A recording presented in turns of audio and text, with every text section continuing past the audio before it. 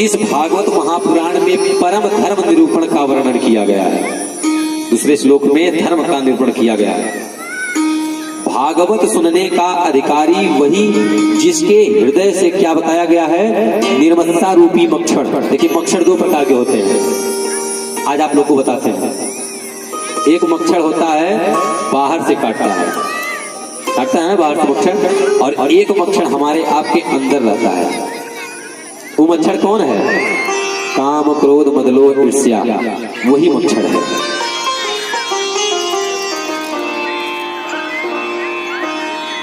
तो भागवत सुनने का अधिकारी वही है जिसके हृदय से निर्मत्ता रूपी मच्छर निकल जाए, हृदय को साफ रहे, वही भागवत सुनने का अधिकारी है। उसी को इसका फल प्राप्त हो सकता है। और गोस्वामी तुलसीदास जी महाराज कहते हैं, निर्मल मन जन सो मोहि पावा, निर्मल मन जन सो मोहि पावा, निर्मल मन जन सो मोहि पावा, मोहि कपट छल छिद्र न भावा, मोहि कपट छल छिद्र न भावा, निर्मल मन जन सो मोहि पावा, निर्मल मन जन सो मोहि पावा, निर्मल मन जन सो मोहि पावा।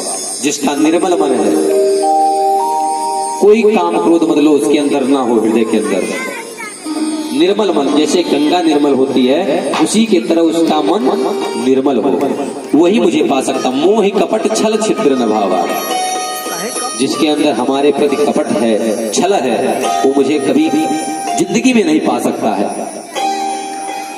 इस श्लोक में इसका उदाहरण दिया गया है। वही भागवत कथा को सुनने का अधिकारी है।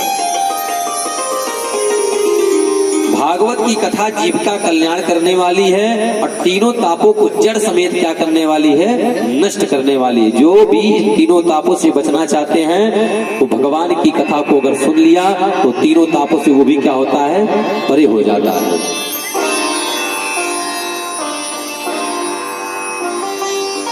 निगम कल्प तरूर गलितम फलम सुख मुखाद मितद्रव संयुतम, पिबत भागवतम रसमालयम मुहुरहो रसिका भुवि भावुका। तीसरे श्लोक में बताया गया है, निगम कल्प तरोर गलितम फलम। ये भागवत क्या है? वेद रूपी कल्प वृक्ष का पका पकाया हुआ फल है। कल्प वृक्ष आप जानते होंगे स्वर्ग लोक में, तो कल्प वृक्ष का क्या है? ये पका पकाया हुआ फल है। निगम कल्प तरोर गलितम फलम। इस फल में क्या है? कोई गुठली नहीं है। आम आप खाते हैं तो उसमें गुठलियां भी आ जाती हैं, लेकिन ये जो फल है, ये फल कौन है? इस फल को किसको बताया जा रहा है? भागवत को ही बताया जा रहा है।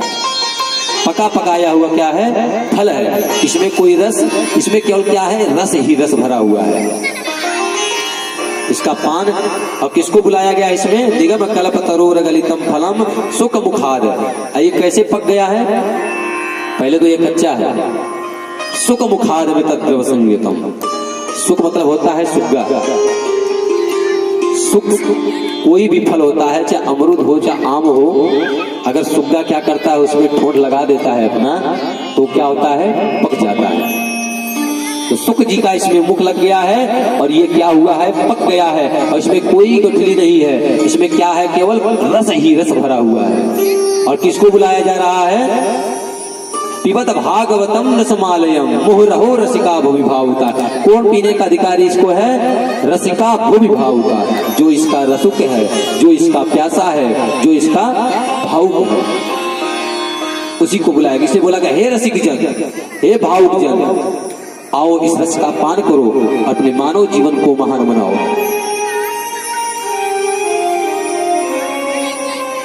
और यह कथा क्या है? केवल पृथ्वी पर ही सुलभ है। कल की कथा में आप लोगों को बताया था कि अमृत भी, गंगा भी दो प्रकार की होती है। एक गंगा भागवत, एक कथा अमृत गंगा, जो कथा आप लोग श्रवण कर रहे हैं, यह गंगा। और एक गंगा क्या है? भागीरथी गंगा, जो भागीरथी ने अपने वंशों का उद्धार करने के लिए गंगा जी को प्रकट किया था और अपने वंशों का उद्धार किया। एक गंगा वह गंगा क्या है? उस गंगा में स्नान करने के लिए हमको प्रयागराज काशी जाना पड़ेगा। लेकिन यह गंगा क्या है? जहां पर बुला लीजिए वहीं पर उपस्थित। अब देखिए आप लोगों ने बुला लिया, यहाँ पर आ गया, कल्याण गांव में आपके आ गया, डुबकी लगाते रहिए। प्रयागराज की जो गंगा है उस गंगा में आप स्नान करने जाएंगे तो आपको सावधानी पूर्वक जाना पड़ेगा। ज्यादा दूर गए तो गए। और ये जो भगवान की कथामृत गंगा है इसमें डूबते जाओ, लेकिन कोई डूबने का संभव नहीं है। पीते रहो, डूबते रहो, डुबकियां लगाते रहो। तो बताइए कौन कथा सुलभ है? भागीरथी गंगा कि भागवत कथामृत गंगा? कौन सी कथा बताइए तिवारी जी? भागवत कथामृत गंगा।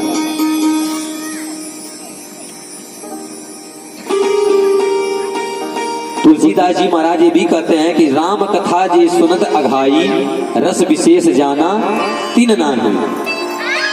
जो व्यक्ति यह कहता है, अगर मान लो अरे हम बहुत कथा सुने हैं, क्या कथा सुनने जाएं? यहाँ पर भी बहुत लोगों के मन में चल रहा होगा, अरे कथा बहुत टीवियों पे सुन रहे हैं, दूरदर्शनों पे सुन रहे हैं, क्या कथा सुनने चले, चलो घर पे ही से टीवी पे आता है सुनता है। अगर ऐसा आपके अंदर विचार भी तनिक भी आ गया, मैं नहीं कह रहा हूँ, रामचरितमानस में प्रसंग है, राम कथा जी सुनत अघाई। जो ऐसा बोलता है कि अरे बहुत कथा सुना हूँ, कथा सुनने की क्या हो सकता है? रस विशेष जाना तीन नाही, वो तनिक भी उस फल कथा को नहीं जानता, कुछ भी फल उसको प्राप्त नहीं है, तनिक भी, इतना भी, एक तिनका भी उस फल को नहीं जानता है वो। रस विशेष जाना तीन नाही।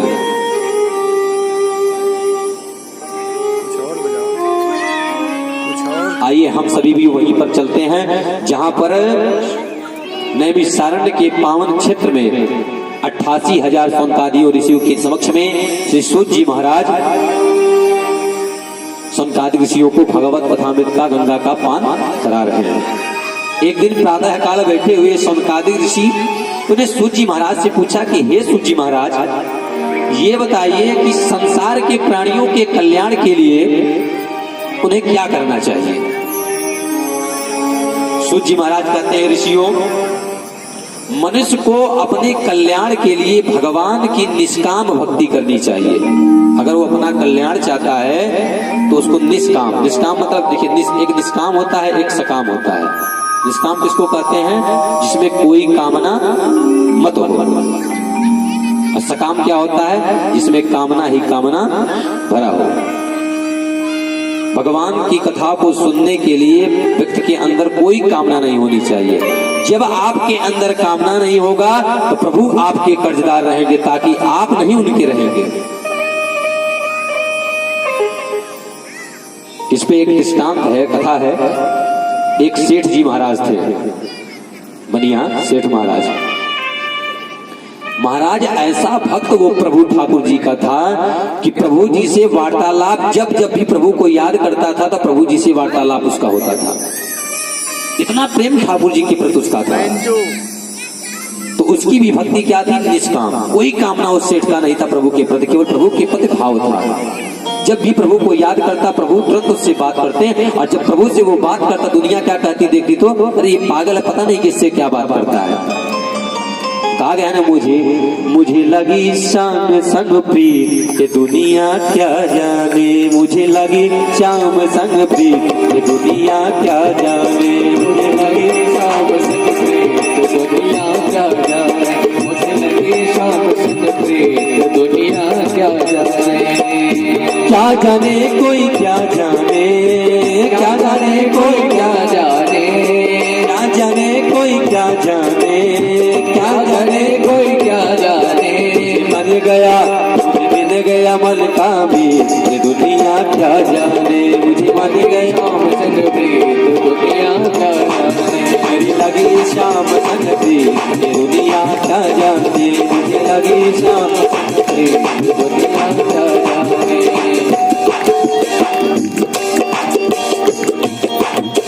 तो सेठ ऐसा था, जब प्रभु से बात करता तो लोग क्या जानते हैं कि क्या नाम है, पता नहीं पागलों की तरह किससे बात करता है, ये पागल है।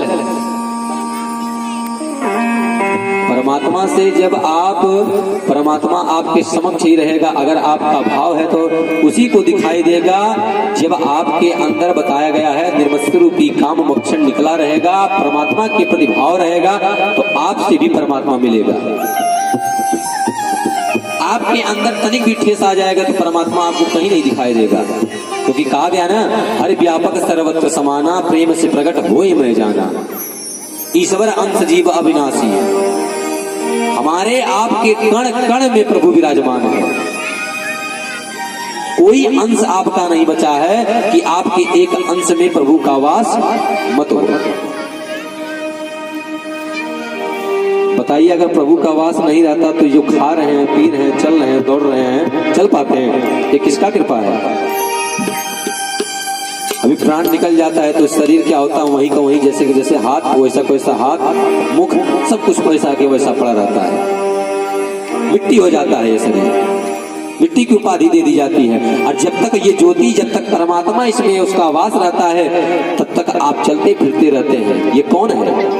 परमात्मा तो है नहीं, क्योंकि कहा गया ना, कस्तूरी मृगनाभ में वन वन खोजत नाय, ऐसे घट घट राम है दुनिया देखत नाय। हिरण के नाभ में ही कस्तूरी रहता है, लेकिन वो मन मन विचरण करती रहती है कि ये महक कहां से आ रहा है, इतना सुंदर महक कहां से आ रहा है।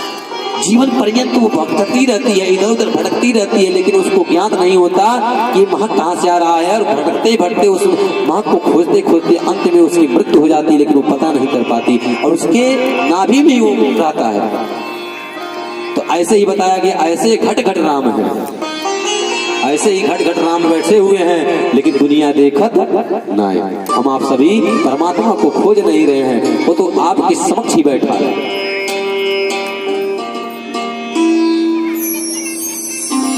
तो सेठ जी महाराज का वार्तालाप एकदम पूरा होता था परमात्मा से। सेठ जी महाराज एक दिन भूलवश क्या हुए, अपने चरण पादुका जो होता है चप्पल को नहीं पहने, और अपने कार्यवश किसी जल्दी बस अपने कार को चले गए। तो जैसे आपका ये रोड है बाप गांव ईटा कंखड़ों से, ऐसे ही वो रोड था। जब वो सेठ चल रहा था रोडों पे, तो उसको ये एहसास ही नहीं हो रहा था कि मेरे पैरों में दर्द हो रहा है। तो अनुमान लगाया कि मैं इतने नंगे पैर, इतने कंकड़ पहाड़ियों पे चल रहा हूँ, मुझे कुछ तो दर्द एहसास होना चाहिए, क्यों नहीं हो रहा है? तो परमात्मा को तुरंत याद किया, ठाकुर जी मुझे दर्द क्यों नहीं हो रहा है? मैं नंगे पांव धरती पे चल रहा हूँ, कुछ तो दर्द मुझे होना चाहिए, मेरे पैरों को कुछ ठेस नहीं समय लग रहा हूँ कि मखमल के गद्दे पे चल रहा हूँ, ऐसा क्या है? परमात्मा ने बड़ा सुंदर वाक्य बोला, ध्यान से सुनिएगा। परमात्मा ने बोला, मेरे केशव कन्हैया ने बोले, अरे पागल, ये दर्द तुझको कहां से होगा? जैसे एक माँ अपने पुत्र को गोद में ले लेती है और ले करके चलती है, वैसे मैं तुझको अपने गोद में ले लिया हूँ, और ये जो दर्द हो रहा है तुझे नहीं हो रहा है, ये दर्द मुझे हो रहा है, पीड़ा हो रहा है। तो दर्द तुझे कहां से होगा?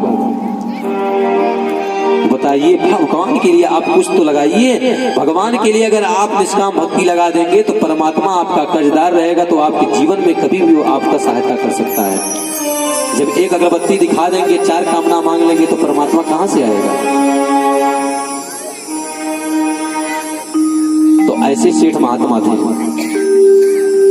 तो कहने का दृष्टांत, कहने का उद्देश्य यही है कि आप लोग भी ऐसे बने। जब आप ऐसे बनेंगे तो परमात्मा भी आपके साथ, क्योंकि कहा गया है, भगत के वश में है भगवान, भगत के वश में है भगवान, भगत के वश में है भगवान, भगत के वश में है भगवान। भक्त बिना ये कुछ भी नहीं है, भक्त बिना ये कुछ भी नहीं है, भक्त है इनकी जान, भगत के वश में है भगवान, भगत के वश में है भगवान, भगत के वश में है भगवान। बस परमात्मा से लगन तो लगाइए, आपका वशीकरण हो जाएगा तुरंत। बताइए, इससे सुंदर, इससे स्वभावशाली, इससे विचारणीय व्यक्ति कौन मिल सकता है? दुनिया से लगन लगाने से क्या फायदा? पुत्र से लगन लगाने से क्या फायदा, क्या मिलेगा? पुत्र भी, अगर पुत्र से लगन आप लगाते हैं तो पुत्र आपके दाह संस्कार तक ही जाएगा, उसके बाद भी वो लौट कर चला आएगा। लेकिन परमात्मा से आप लगन लगाएंगे तो जीवन पर्यंत आपके साथ रहेगा। आप किसी भी कष्ट में रहेंगे तो आपके कष्टों का निवारण करेगा।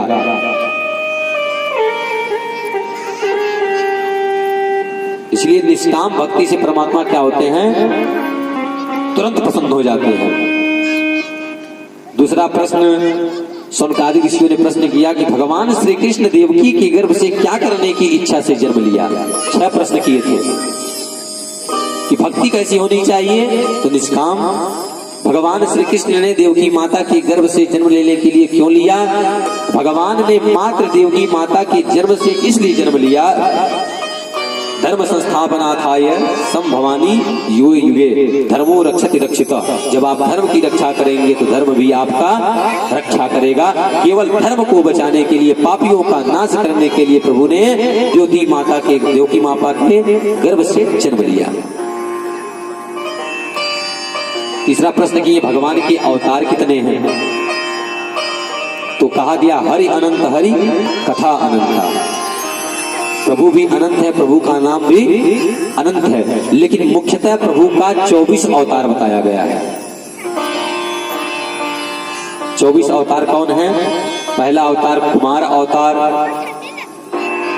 दूसरा सनक सनंदन सनातन सनत कुमार, तीसरा वाराह अवतार, नारद अवतार, नर नारायण अवतार, कपिल भगवान अवतार, दत्तात्रेय अवतार, यज्ञ नारायण अवतार, ऋषभदेव पृथु अवतार, मत्स्य अवतार, कच्छप अवतार, धनवंतरी अवतार, वामन अवतार, परशुराम अवतार, वेदव्यास अवतार, श्री रामा अवतार, श्री बलराम अवतार, कृष्ण अवतार, बुद्ध अवतार, कल्कि अवतार, हंस अवतार, हयग्रीव अवतार। रामकृष्ण के जो अवतार ये परिपूर्ण है। व्यास जी का भागवत लिखने का यही उपदेश था कि संसार के मनुष्यों का मन राम की कृष्ण की लीलाओं को पढ़कर सुनकर उनके मन में लग जाए। लेकिन किसका वंश ज्यादा चला? लोग किसका ज्यादा प्रशंसा? भगवान 24 अवतार तो प्रभु के हैं मुख्यतः, लेकिन 24 में से अगर आप लोग ज्यादातर किसका नाम जानते होंगे? राम कृष्ण। तो राम कृष्ण के अवतारों का व्यास जी महाराज ने वर्णन किया कि इनका कल्याण कैसे हो, इनका मन कैसे परमात्मा में लगे। इसलिए रामकृष्ण का अवतार कि प्रभु के समरणों का, चरित्रों का अवगाहन किया। चौथा प्रश्न किए कि भगवान की कथाएं कौन कौन सी हैं, कृपया सार रूप में बतलाइए। प्राणी मात्र का लक्ष्य क्या है? भगवान श्री कृष्ण जब इस धराधाम से चले गए तब धर्म किसकी शरण में गया? जब भगवान श्री कृष्ण इस धर्म को छोड़ के चले गए तो धर्म किसकी शरण में गया? ये 6 प्रश्न सुखदेव जी महाराज सौनकादिक ऋषियों ने प्रश्न किया। जब ऐसा प्रश्न सौनकादिक ऋषियों ने सूत जी महाराज से प्रश्न किया तो सर्वप्रथम सुखदेव जी महाराज ने कहा, अपने गुरुदेव भगवान सुखदेव जी महाराज का मंगलाचरण किया। क्योंकि कोई भी जब धर्म कार्य प्रारंभ किया जाता है कार्य तो अपने गुरु का आवागमन अवश्य करना चाहिए। क्योंकि कहा गया गुरु ब्रह्मा गुरु विष्णु गुरुदेवो महेश्वर गुरु साक्षात पर ब्रह्मा तस्मै श्री गुरुवे नमः। कहा गया राखई बाध जो कोप विधाता गुरु विरोध कोई जग नहीं त्राता। अगर आप गुरु विरोधी हैं, गुरु का तनिक भी विरोध आपने कर दिया अपने, तो राखई बाध जो कोप विधाता, गुरु विरोध कोई जग नहीं त्राता। जग में कोई, तीनों लोकों में कोई आपको नहीं बचा सकता अगर आप गुरु विरोधी हैं। यहाँ तक ब्रह्मा विष्णु महेश भी आपको नहीं बचा सकते। कौन बचा सकता है? तो गुरु के सानिध्य में आपको जाना पड़ेगा, वही बचा सकता है। तो सर्वप्रथम सुखदेव जी महाराज ने फिर अपने सुखदेव जी महाराज का मंगलाचरण किया। यम प्रत्यजंतमनुपेतम अपेत कृत्यम द्वैपायनो विरह कातर आजुहाव पुत्रेति तन्मयतया तरवोभिनेदुस् तम सर्वभूत हृदय मुनिमान तोषि। सूत जी महाराज कह रहे हैं, जिन सुखदेव जी महाराज का यज्ञोपवीत संस्कार भी नहीं हुआ, छोटे ही उम्र में जन्म लेते ही जो उम्र में जन्म लिए तुरंत वनवास की ओर अग्रसित हो गए, यज्ञोपवीत भी नहीं हुआ, दुनिया के प्रपंच से चले गए, तुरंत वन की ओर अग्रसित हो गए। उनके पिता वेदव्यास पुत्र पुत्र चिल्लाते रह गए, लेकिन पुत्र भी एक भी बात उनकी नहीं माना। व्यास जी महाराज पुत्र पुत्र करने हुए भागने लगे, तब सुखदेव जी महाराज ने वृक्षों में समाहित होकर के अपने पिता को ज्ञान दिया।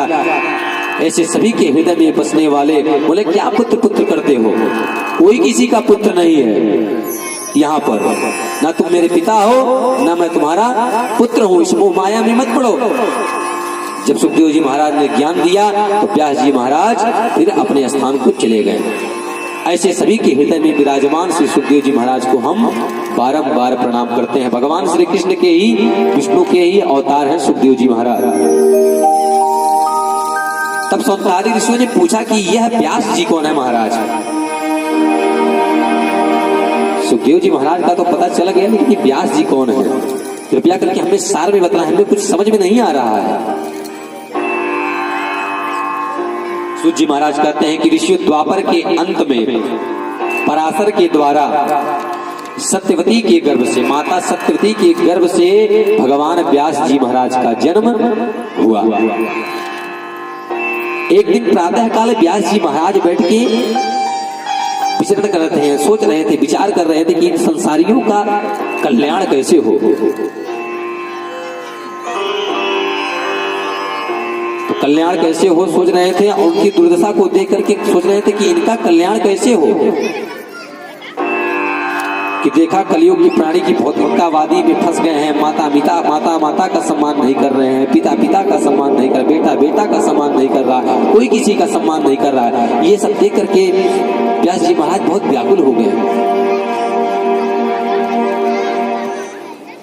तो विचार किए इनके कल्याण के लिए हमें कुछ करना चाहिए।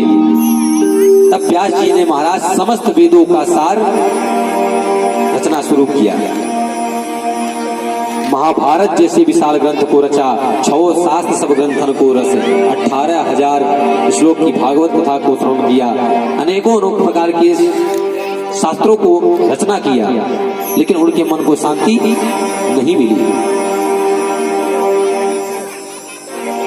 वह उदास हो गए और विचार करने लगे कि अचानक उनके कानों में क्या गूंजा, श्रीमन नारायण नारायण नारायण, श्रीमन नारायण नारायण नारायण, लक्ष्मी नारायण नारायण नारायण, लक्ष्मी नारायण नारायण नारायण, भज मन नारायण नारायण नारायण, भज मन नारायण नारायण नारायण, श्री राधे नारायण नारायण नारायण, श्री मन नारायण नारायण नारायण।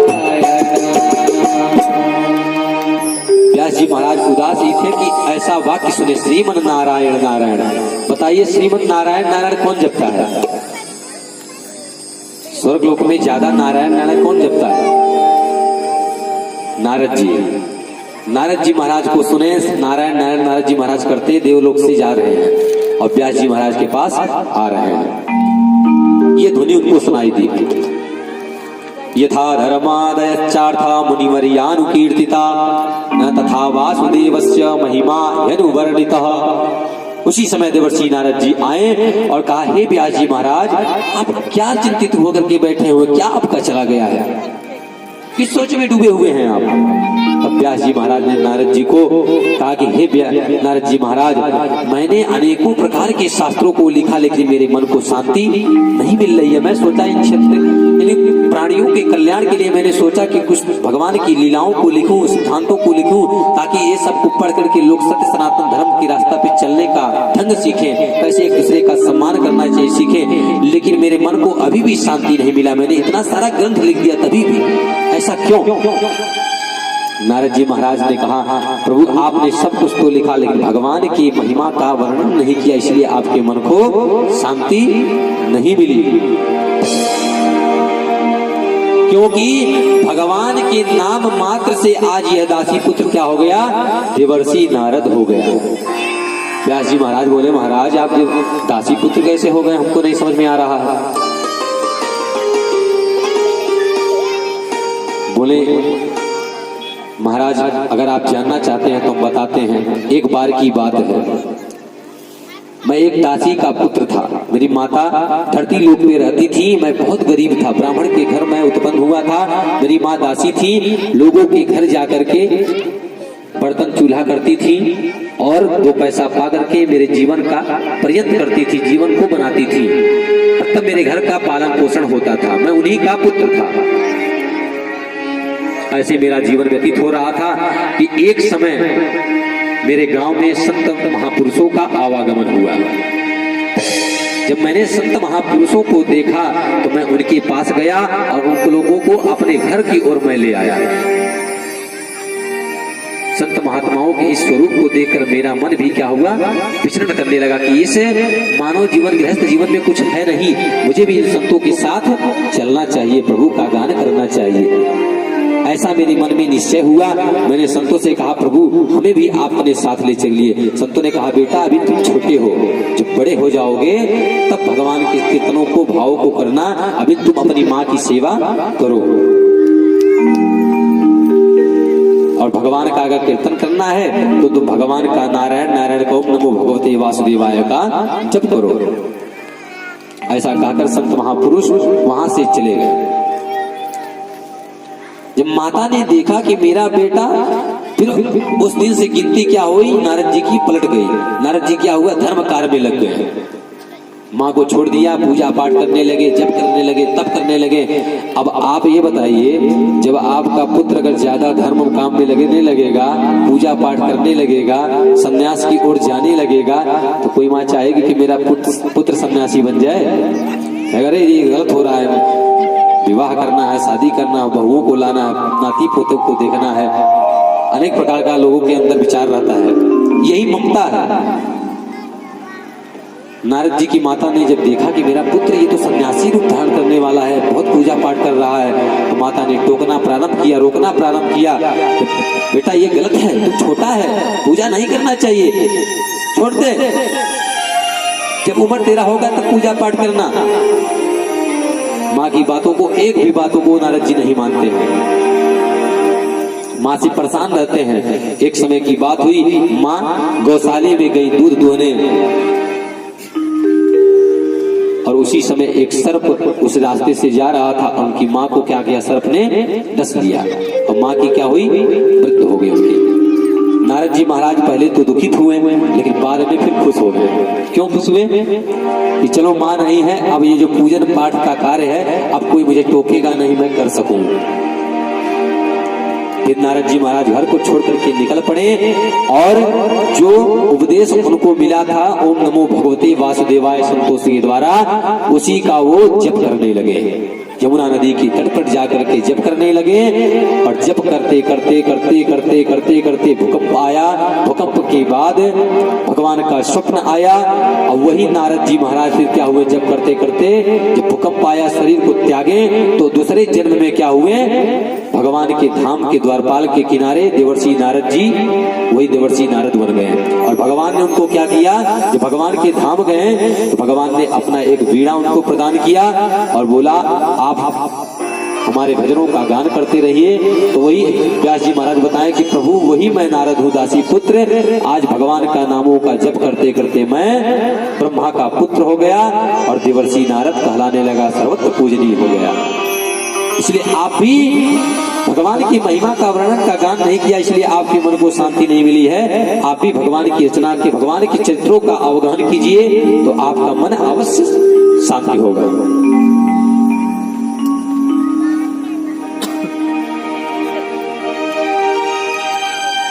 तब नारद जी महाराज ने व्यास जी महाराज को 4 श्लोक दिया। रचना करने के लिए। अहमेवास समेवाग्रे नाम यदि यत् सरसत् परम पश्चादहम यदि तच्च यो वशिष्येत सोष्मः रतीर्थम यत् प्रतीयेत न प्रतीयेत चात्मनि तद विद्यादात्मनो मायां यथा भासो यथा तमः।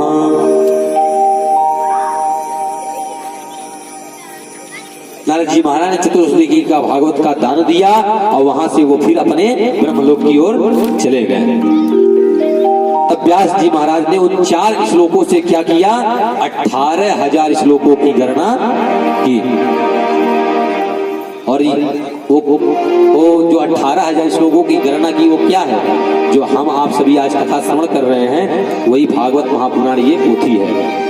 भगवान श्री कृष्ण के चरणों का आवागमन किए, तब जाके उनके मन को शांति मिली।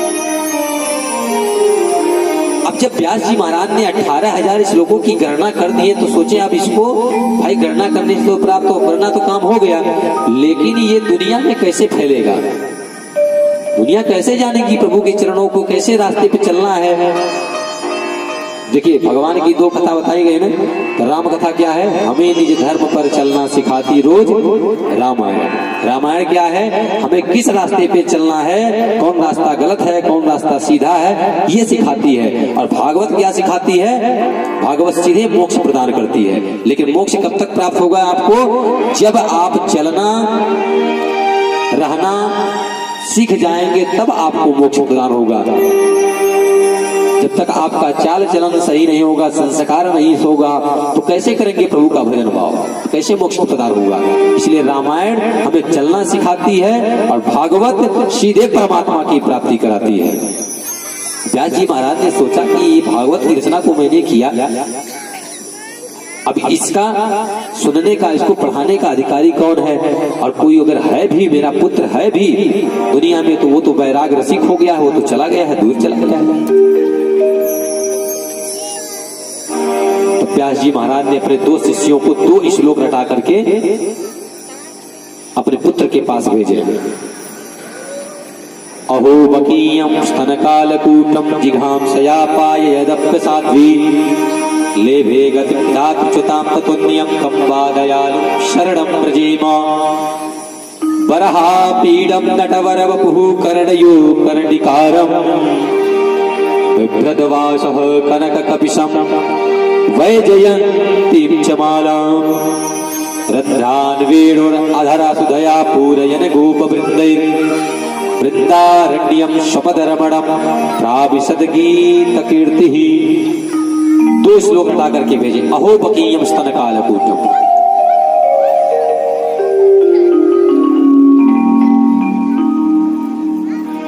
पूतना को आप लोग जानते होंगे, पूतना भागवत में प्रसंग आएगा।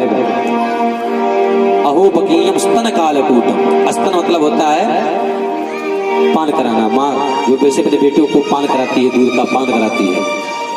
पूतना का अर्थ हुआ पूतना, यानी किसी भी घर में पूत ना हो, पूतना।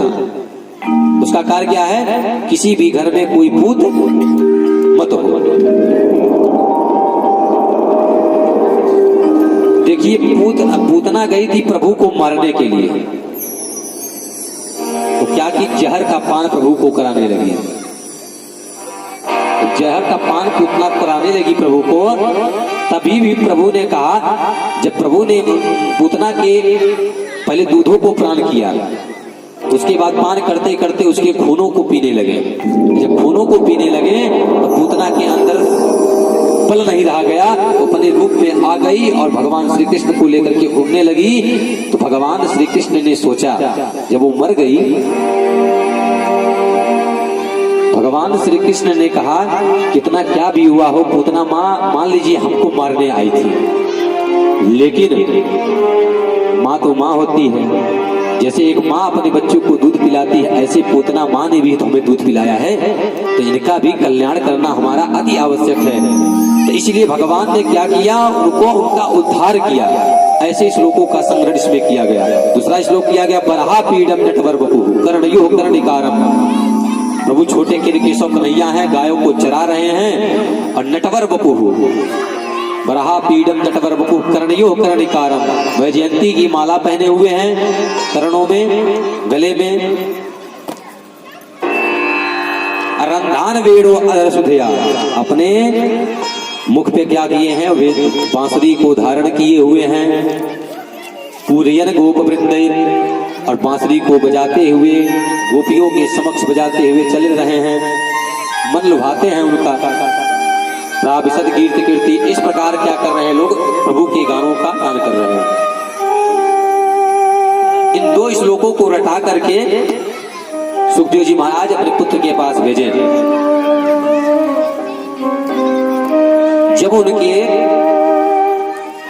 शिष्य सुखदेव जी महाराज के पास गए और इन श्लोकों को सुनाने लगे, जब अहो बकीयम सुनाए तो पहले तो उनके अंदर चेतना आई, लेकिन जब बराहा पीडम भगवान के चरित्रों का आवागमन करने लगे कि प्रभु नटखट कन्हैया का स्वरूपों का वर्णन करने लगे कि कैसे नटखट कन्हैया बांसुरी अधरों पे लगाया हुआ है, बांसुरी को बजा रहा है, सबके मन को लुभा रहा है, इन चरित्रों का जब श्लोकों का गान उनके शिष्य करने लगे तो सुखदेव जी महाराज की समाधि खुल गई। उन शिष्यों के पास गए, अरे रुको ना, ये शिष्य तुम लोग ये श्लोक कहाँ से सुन करके आए हो, ये श्लोक को मुझे भी पढ़ना है, मैं भी सोच रहा हूँ कि इन श्लोकों को पढ़ूं।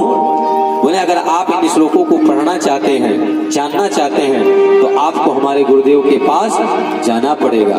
तो बोले आपके गुरुदेव कौन है? पहले चलिए हम अपने गुरुदेव के पास आपको लेकर चलते हैं। तब सुखदेव जी महाराज को उनके शिष्यों ने अपने पिता के पास ले गया और व्यास जी महाराज को जब देखा, पिताजी